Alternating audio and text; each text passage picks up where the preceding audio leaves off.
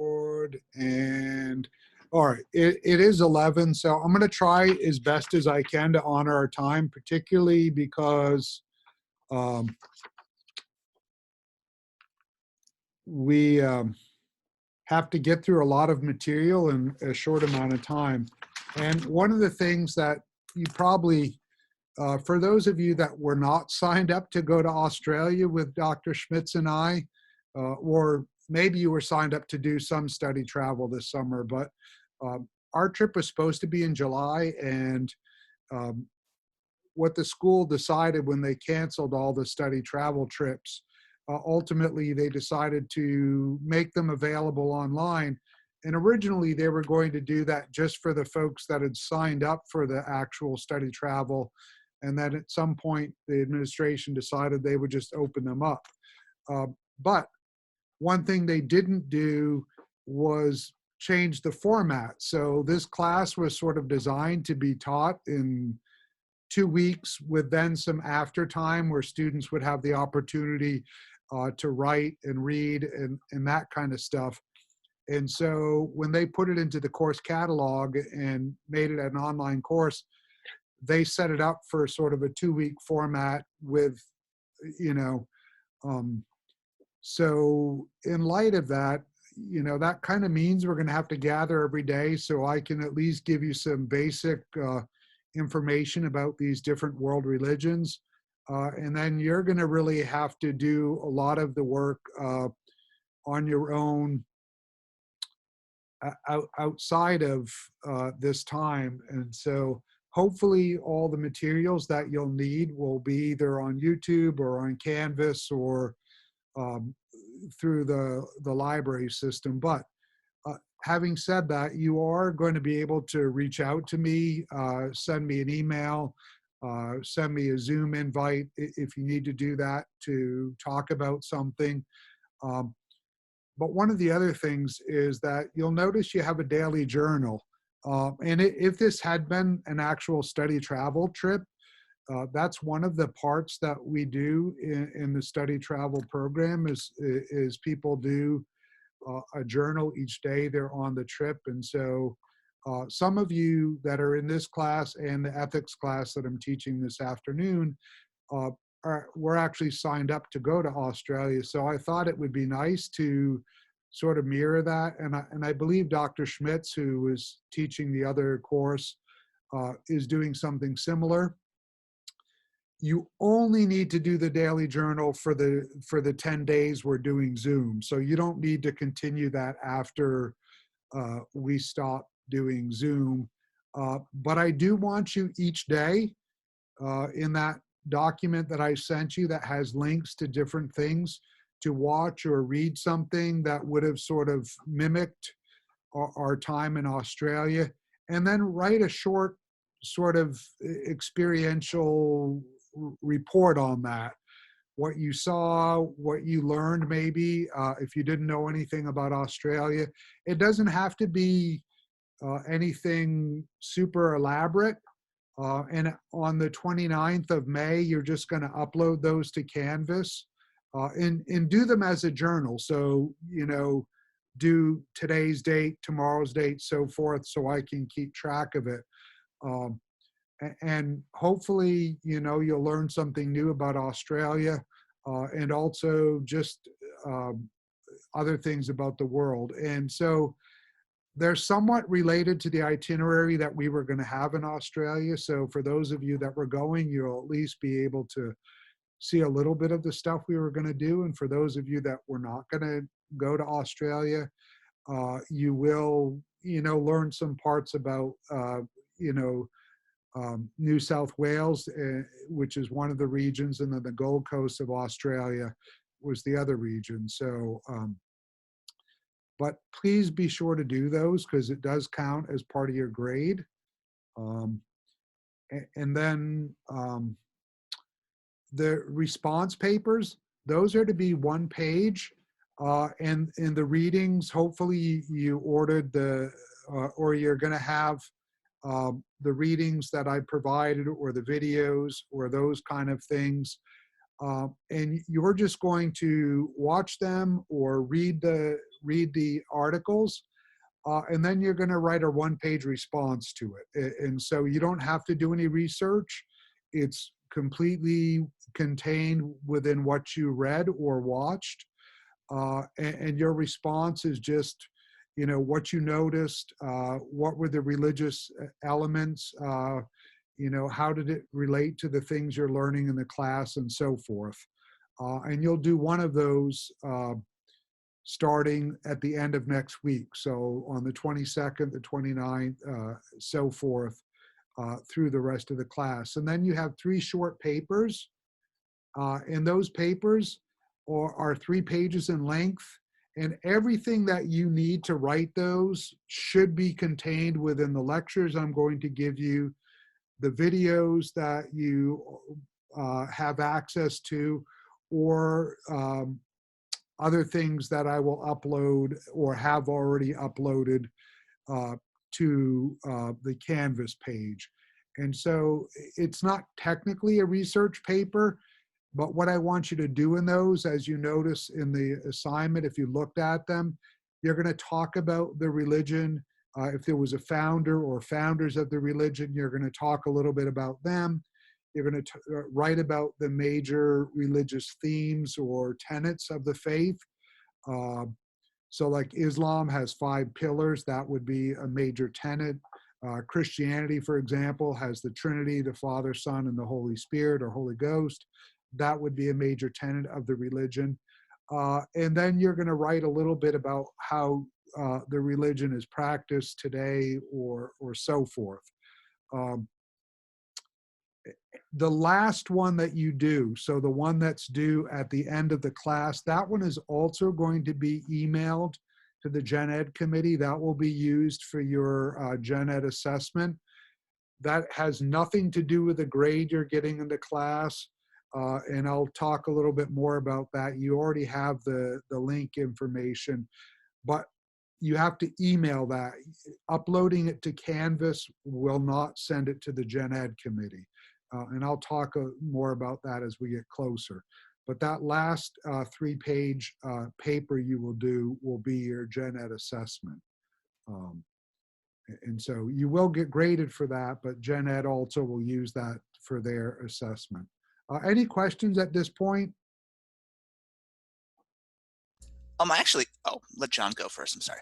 Oh, I was just going to say, it doesn't look like the class is published on Canvas yet for me. I don't know if that's my issue or on your end. Can anybody else see it on Canvas? Let me peek. No, it's not on mine yet either.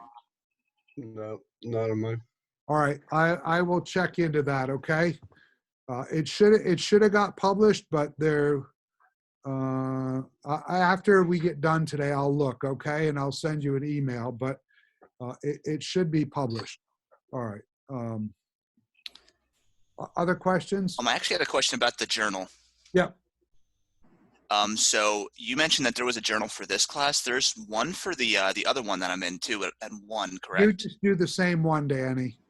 Okay, gotcha.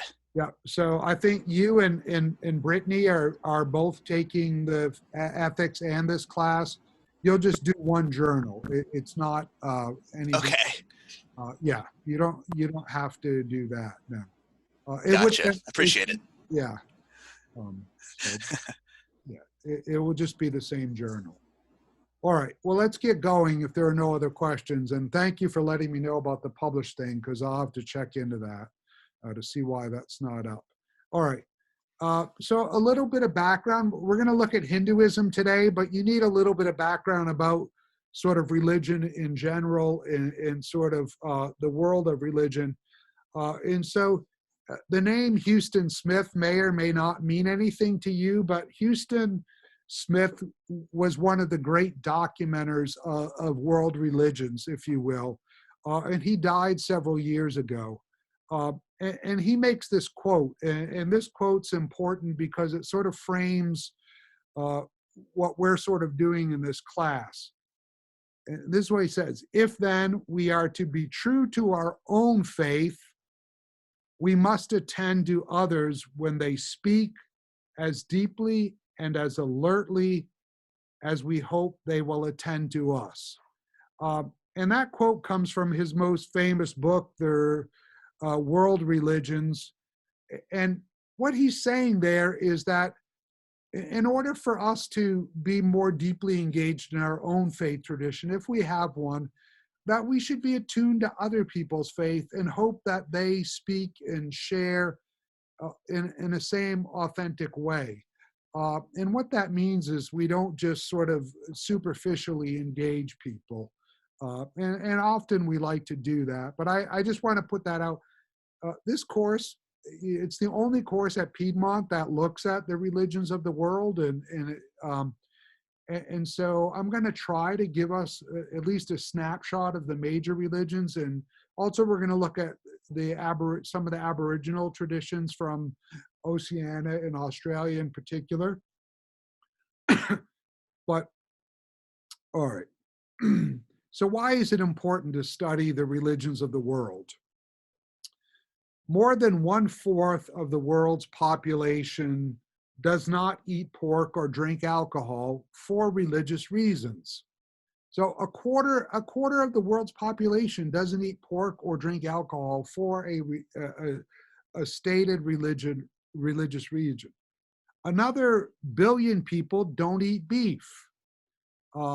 Many countries have a national religion and or require their citizens to pay a religion tax.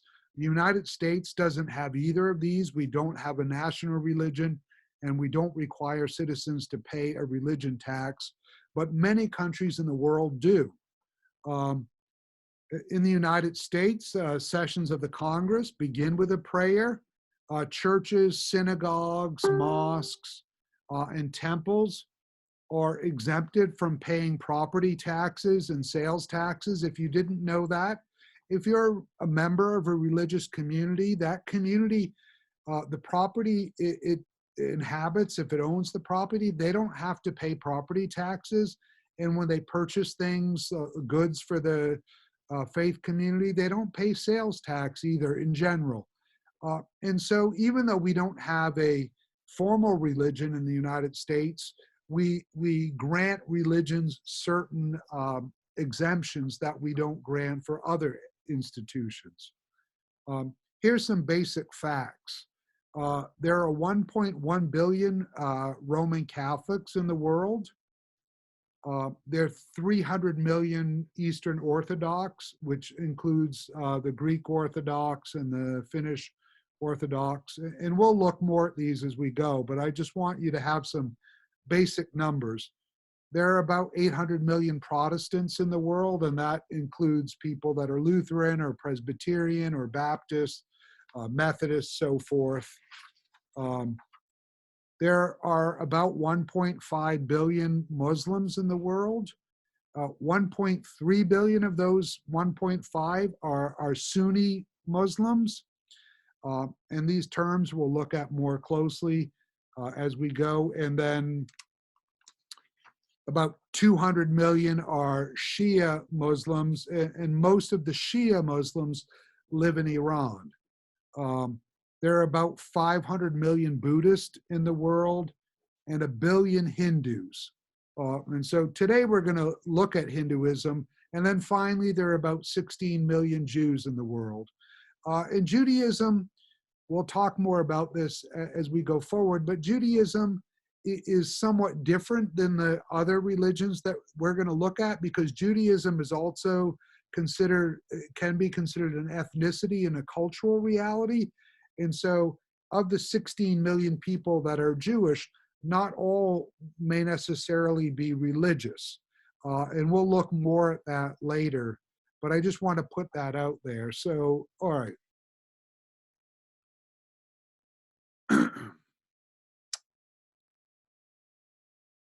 We need a few definitions about what religion is before we can start to look at Hinduism directly. And so this is how we're going to define religion. It is the orientation to those things which are of ultimate value in a person's life. Again, it is the orientation of those things which are of ultimate value in a person's life. These include the orientation to ideas, beings, relationships, and realities. So religions are particular systems, traditions, and orientations. And so that's how we're going to define religion for these next few weeks that we're together, and as you go forward and work on the stuff. But I want you to understand that that encompasses, also somewhat philosophical traditions. So, some people will argue that Buddhism is more a philosophical tradition than a religion. Confucianism is definitely a philosophical thought system, but it also has religious elements. So, but we're going to use that statement to define religion. And every religion has its own vision of ultimate reality. And what do I mean by ultimate reality? Ultimate reality here means something that is more real and true and meaningful than anything else. And so if you're a Christian, God is the ultimate reality. And so for a Christian, and this would also, in this framework, that same God would be a God for Judaism and Islam. And therefore, that something, God, is more true and more meaningful than anything else that exists. There can be gods or a God, as in Christianity and Hinduism, or in Buddhism, it can be enlightenment. And so in Buddhism, the sort of ultimate reality is enlightenment. And the goal of orienting oneself to this ultimate reality is to share in that reality. So you make one's own life more real, more true, and more meaningful. So for a Christian, one's goal is to share in the reality of God through Christ. If you're a Jew, one's goal is to share in Yahweh through the ethical teachings of Judaism. If you're a Muslim, the goal is to share in the ultimate reality of Allah through the teachings of the Prophet Muhammad in the Quran and so forth. And so that's what we're talking about here when we talk about religion in the sort of largest context. And religion uses symbols to orient one towards these things. So a symbol is something that represents or stands for something else. And so in religion, symbols don't just represent, they also do something. And so symbols in religion have both a representation of that thing, but they also do something. They bring you into engagement with that something else. And so when you pray, that prayer brings you into engagement with the divine. If you light a candle in front of the statue of a god, which you might do in Hinduism, for example, or you might light a candle in Buddhism in front of the Buddha, you're not simply just doing an act. You're actually connecting yourself to that being and lighting that candle. And so one of the things that we all need to understand is that these symbols have power. So obviously in Christianity, the most prominent symbol is the cross. And that symbol doesn't just simply represent Christ's crucifixion, it also connects you not simply to Christ and God, but also to other human beings. And there are a myriad of these kind of things. In Judaism, the Torah and the scriptures of Judaism are symbols, but they also connect you to the divine. Everybody with me so far? Yeah. Okay. I know we're sort of traveling fast, but I want to make sure we can cover this material. Okay, so myths. All of you have probably heard the term myth. And there are myths in every religion. And here you need to understand something. Myths take many forms depending on the culture in which they are found, but their function is always that of pinpointing vital issues and values in the life of society concerned. So a myth is trying to help move a society or a group of people in a certain direction. And myths are not scientific or sociological theories. But they help us to conceptualize humanity. So a myth might be a flood story, for example. And that myth, that story, gives the people that hear it and read it some sort of conceptual framework about whatever's taking place. So for those of you that are familiar with the story of Noah from the Hebrew Bible Old Testament, you'll know that God told Noah to build an ark and take all the animals, two of each animal, onto the ark. And then God flooded the entire world. So the point of that story isn't some scientific thing about the ark being built and whether you can actually put two of every animal on that ark. But what is the myth trying to help us to understand? It's trying to help humanity to understand that they had gone astray and God needs to set the world anew. So it's a new creation story is the first thing that myth is telling us. And Noah, being a faithful person, God chose Noah as the person to carry that new creation forward. And so the ark is a womb.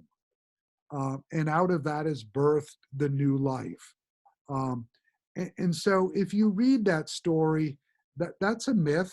Now, it could be a true story. Myth doesn't mean false, but it has a larger meaning to it than simply whether it's actually historically fact or whether it's scientifically plausible or not. Does that make sense to folks?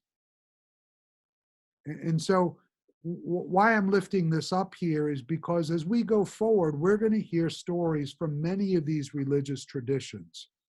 And we need to be mindful that there's a deeper meaning to these stories and not to just look on the superficiality of whether it can be true or false, whether it can be historical or ahistorical, or whether it's scientific or not. We need to sort of analyze what the story is trying to help humanity to understand, or the people that follow that religious tradition understand. All right, Hinduism. Hinduism is predominantly the religion of India, and about 80% of the population of India are Hindus, which means India has a population of 1 billion plus persons, and roughly 80% or nearly 1 billion Indians are Hindus. That's not the only religious traditions in India. There's Christianity there, there's Islam, there's the Sikh faith and so forth, but we're going to look at Hinduism. But Hinduism does not have a historical single founder. And so, and there's no central revelation. And what I mean here by no central revelation, in other religious traditions, there's a central revelation. In Islam, the central revelation is the Quran. In Judaism, it's the Hebrew scriptures. In Christianity, it's both the Hebrew scriptures and the New Testament. Those are what we call central revelations. Hinduism doesn't have that. There's no creed in Hinduism. There's no unified system of belief. So one of the things as we go forward and look at Hinduism, it can be rather daunting because there is no creed, there's no unified system of belief. all of us sitting in the Zoom room right now could call ourselves Hindu, and we could believe radically different things and have radically different practices and still be Hindu. And we wouldn't even have to rely on the same sacred texts or prayers or anything. And so sometimes this can be confounding for people, because when you look at other religious traditions, there are these central revelations, there are practices that everybody does, and so forth. Hinduism doesn't have that. And there's no single doctrine of salvation. So how salvation comes about in the Hindu system is not a singular process. There's no centralized authority either. So in Catholicism, you have the Pope, and the Pope is a centralized authority. Hinduism doesn't have their version of the Pope. In Buddhism, many people look at the Dalai Lama as a central authority. He's not the only central authority, but people look to him in that way. Hinduism doesn't have this. And so for this reason, there can be huge diversity in beliefs and practices and so forth.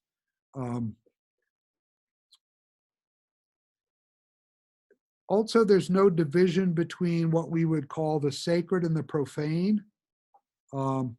So the natural or the supernatural of religion and social life are all sort of intertwined. And so one of the differences in Hinduism, again, from other religious traditions, is that the sacred world and the secular world, if you will, are intermingled in a deep way.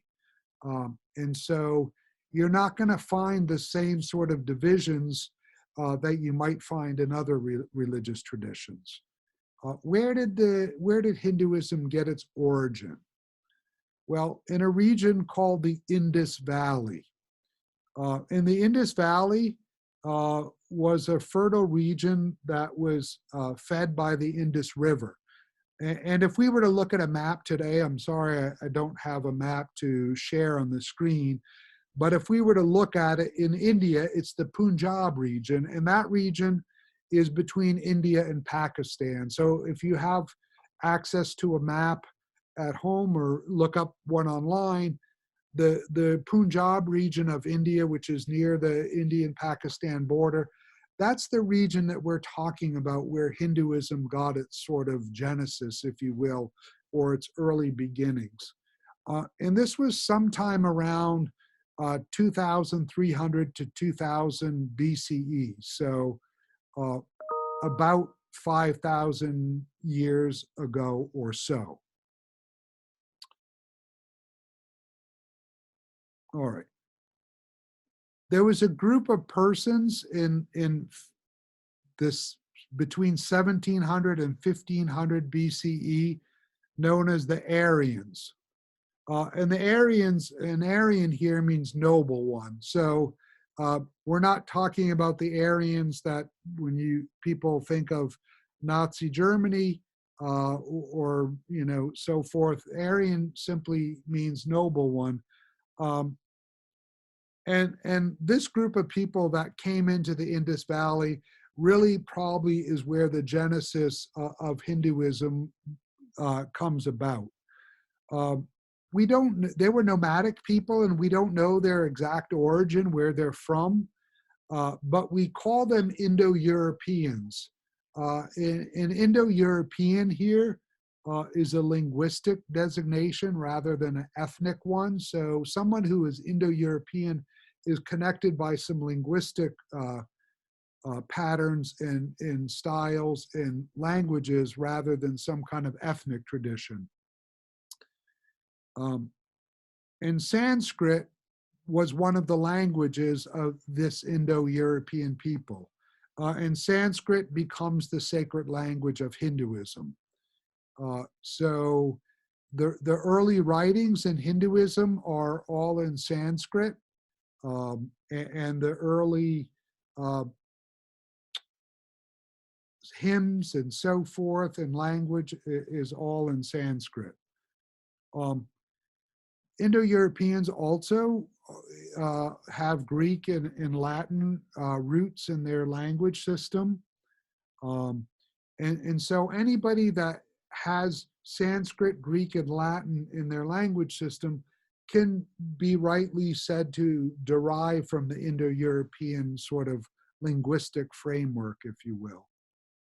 And the Aryans composed a religious literature known as Veda.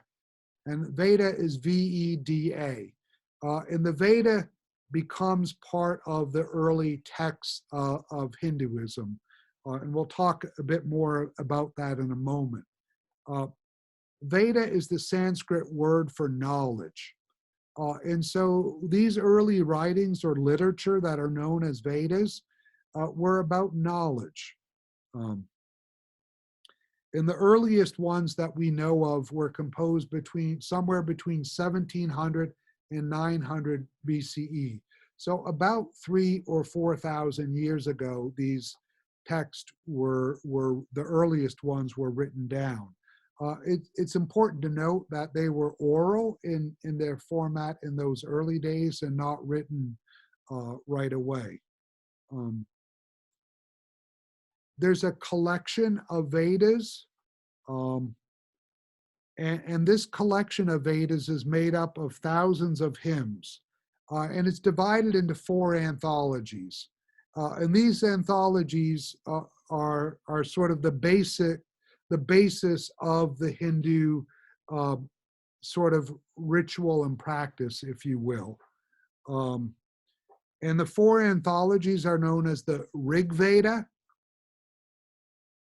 the Sama Veda, the Yajura Veda, and the Atharva Veda. And Atharva means first or Lord Ganesh. And the Rig Veda is the most significant and the earliest.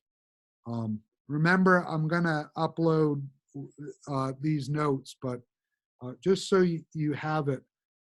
In the Rig Veda contains over 1,000 hymns that were chanted in honor of the many gods of the Vedic pantheon. And so the Vedic pantheon were the gods that these Indo-European Aryans worshipped.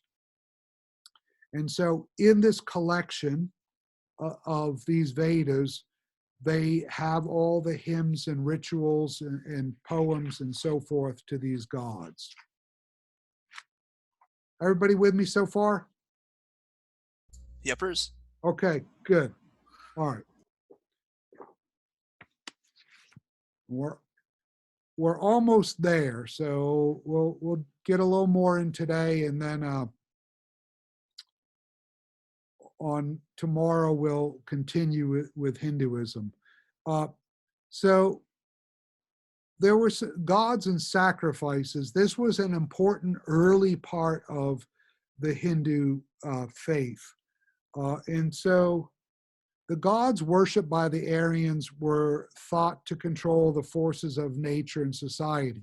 So remember, in Hinduism, there isn't really a separation between the supernatural and the natural. So these gods that they worshipped controlled everything in their lives. And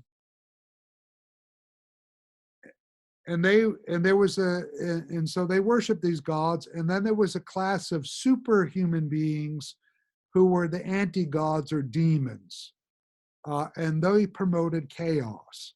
So if you imagine the gods that were worshipped in the Vedic tradition, so the Rig Veda and so forth, the collections that they prayed to were opposed by some supernatural beings that were anti-gods, and those gods brought chaos into the world. And so the Aryans developed all these practices to combat those chaos forces. And so the first thing they did was to receive blessings from the deities and protect society and the cosmos from the demons. Priests called Brahmins used Vedic hymns to praise and entertain the various gods and goddesses. and they offered sacrifices.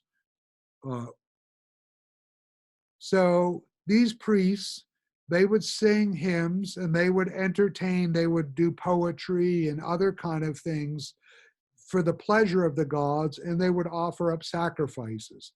And the hopes in doing this, they hoped to make their gods happy so that their gods would protect them from the chaos of the supernatural evil beings. So that was the primary responsibility that the priests had. One of the gods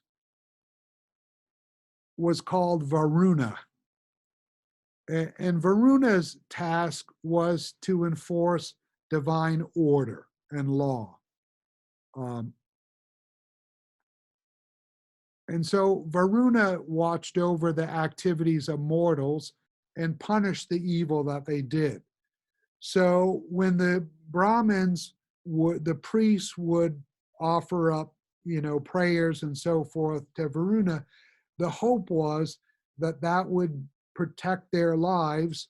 And then when bad things were happening, when people did bad things, that the god would punish those bad behaviors. Another Vedic god was Indira. And Indira was the divine warrior king. And Indira's most important function was to ensure the coming of the monsoon rains by the killing of Virarita. And so Indira had to kill this other god, and that would bring the monsoon rains. And when the monsoon rains came, there would be water to plant their crops and so forth. And so you see one of the things that's going on in Hinduism is there was these cosmic battles. And within these cosmic battles, the gods that they worshipped were fighting gods that were trying to bring destruction and death and so forth. And you had to pay homage to, for example, Indira. And one of the things that the Brahmins did was they often fortified Indira with a drink, an intoxicating drink called soma. And soma was both a nectar of the gods and it was a plant that grew. And so the Brahmins would drink some of this intoxicating drink, and they would also offer it up to Indira. And the belief was that soma helped fortify Indira for battle.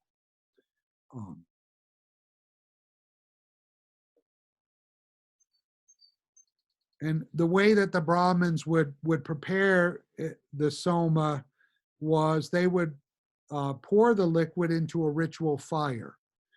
And then that ritual fire would carry it up to the divine world. And they would also, as I mentioned, sometimes drink it.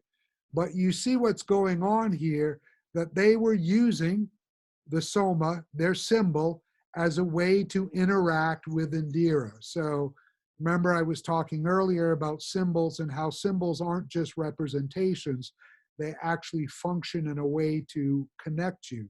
So here, the soma was a way for them to directly connect to Indira and participate in that act of combating the god that was trying to stop the rains from coming.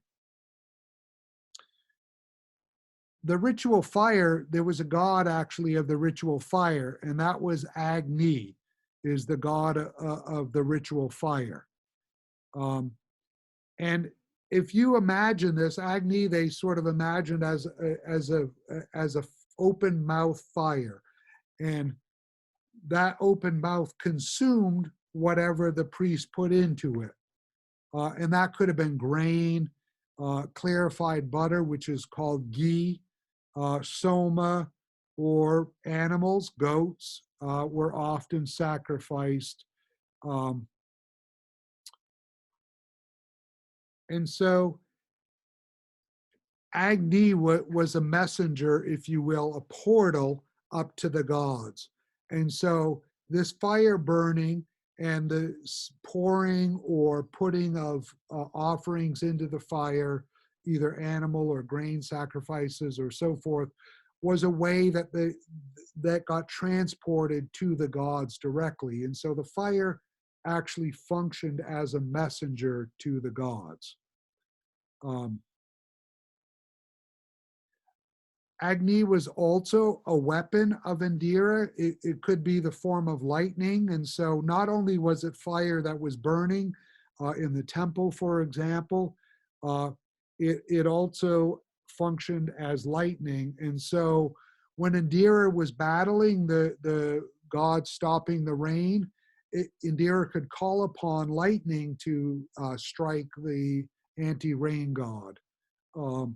And so one of the things that I want you to understand here is that these symbols and these gods often had multiple roles. And as Hinduism develops, we'll see this in the primary gods that are part of Hinduism. But this is also why, there are 1 billion Hindus in the world, basically, and therefore there are millions upon millions of gods, because people can also create gods for the needs that they have. And so again, with no central authority, no central creed and so forth, that if you need a god to protect something, the business that you're interested in, or if you all want to create a god to help you get through this class for the next several weeks, in Hinduism, you can do that. And so be mindful of that as we're studying these next couple of days Hinduism, that these gods are malleable in ways that other gods and other religious traditions may not be so. All right, I'm going to end there. Are there any questions before we go for the day? I know I went fast. I had a question about the journal. Yeah. So I see you have it's like day 1 and 2. Yeah. Do you write an entry for like day 1 and 2 combined, or an entry for day 1, entry for day 2? You could do an entry for day 1 and day 2, not combined, okay? The reason I have day 1 and day 2 is if we had gone to Australia, we would have been in Sydney the first 2 days, okay? So you can write 2 entries, entry for day 1 and an entry for day 2. So I guess for today, is the entry for day 1 and the entry for day 2 due? No, just day 1. Okay. And if, like I said, you're only going to do it for these next couple weeks. So if somehow the timing, doesn't quite work out, because we were going to be in Australia slightly longer than this, just, you can compress it if you have to, but there should be enough material there where you can write an entry for each day, okay? Do you want us to email you our journal entries every day after we do them, or are we No, you could sending them on one document? just one document on the 29th. You don't have to email Okay. them every day. That way, I'm doing that so it gives you the chance, if for some reason you got something else going on and you can't watch the videos or read something, for that day, you don't have to rush to get it done. Because if we had gone to Australia, this would have been collected all at the end when we got back. So you don't have to submit them each day. And I will look into why it's not published. But thanks for letting me know that. Other questions?